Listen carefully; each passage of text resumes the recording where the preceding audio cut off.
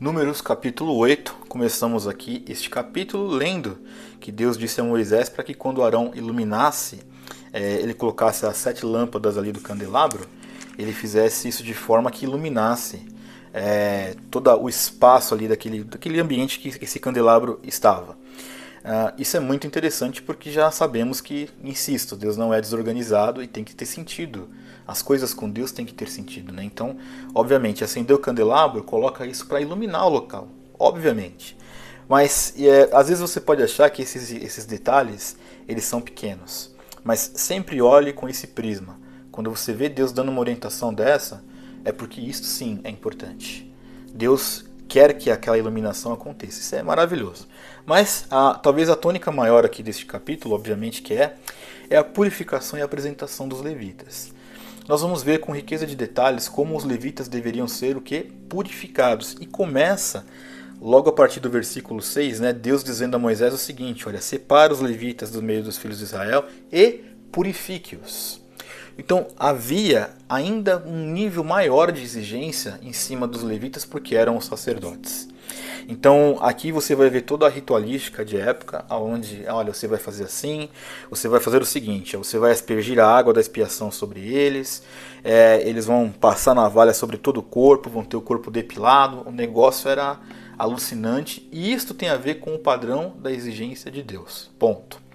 O que me chama muito a atenção aqui nesse capítulo, que isso é uma dúvida que muitas pessoas já me procuraram para dizer em relação ao tempo de trabalho desses sacerdotes. Então aqui nós vamos ver, por exemplo, quando vamos já para a parte do final do capítulo, né, se você for ver ali no versículos 23 a 26, você vai ver que 25 anos é a idade que se começava a trabalhar um levita. Só que também nós vamos ter uma questão, né? Nós vamos ver em outros capítulos, por exemplo, lá no capítulo 4, versículo 23, lá estava dizendo que os levitas começavam a trabalhar com 30 anos e aqui com 25. Então há uma contradição bíblica aí. Não. Os estudiosos aí mais profundos do Antigo Testamento concluíram, porque já tinha evidências de trabalho a partir dos 25 anos, que dos 25 ao 30 era como se fosse o que nós conhecemos hoje como um aprendiz ou estagiário. Tá? Mas obviamente que se começava em termos práticos com 25 anos, aos 30 havia aquela oficialização, não, de fato este cara aqui é um levita, e mais interessante ainda é que havia aqui uma menção de aposentadoria. Ou seja, com 50 anos de idade, os levitas não precisavam mais trabalhar no sentido de carregar as coisas que eram pesadas. Porque quando você olha no sentido um pouco mais estrito, havia toda a questão do ritual, do tabernáculo, do serviço, mas o trabalho dos levitas era um trabalho braçal, bem diferente desses que se dizem levitas hoje em dia, né? Que não tem coragem de tirar uma cadeira do lugar, arrumar uma cadeira, limpar um banheiro. Até eu já brinquei isso aqui em algumas lives, né? Nunca vi um levita limpando um banheiro. Agora, nessa época, a coisa era outra. E por que eles se aposentavam com 50 anos? Porque não tinha mais o vigor físico para carregar o peso que um jovem teria. Ponto. Porém, a Bíblia dava uma cláusula de exceção. Olha, eles não vão conseguir carregar todas essas coisas, mas se eles quiserem continuar guardando, né, ali aos arredores do tabernáculo, podem, também podem. Então, já falei aqui sobre essa série de reflexão de números. A organização de Deus é maravilhosa.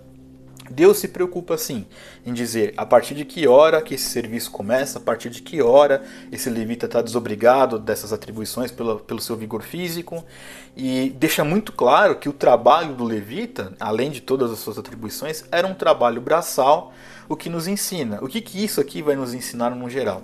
Que a obra de Deus tem esse tipo de esforço mesmo.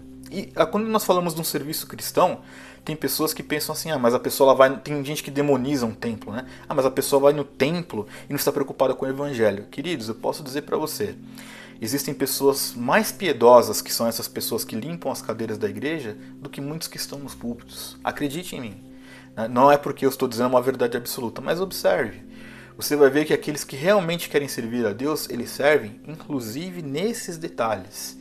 E é por isso que eu sou muito contra essa questão dos músicos de igreja de hoje se autodenominarem levitas, porque eles não fazem uma vírgula do que os levitas bíblicos que estão no Antigo Testamento faziam. Primeiro porque o termo está em desuso, já tem vídeo aqui no canal sobre isso, mas mais ainda porque eles não associam a realidade do que eram os levitas para a realidade de hoje. Se fosse então para usarmos o nome levita hoje, esses levitas, os ditos levitas, deveriam cuidar de toda a manutenção de uma igreja que eles estivessem servindo, ou de qualquer outra que fosse instituição. Eles deveriam fazer um trabalho braçal e não buscar os palcos como muitos fazem. Essa é a lição que nós temos que ter para nós.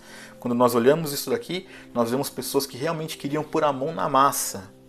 E é isso que nós devemos fazer como cristãos, é pôr a mão na massa.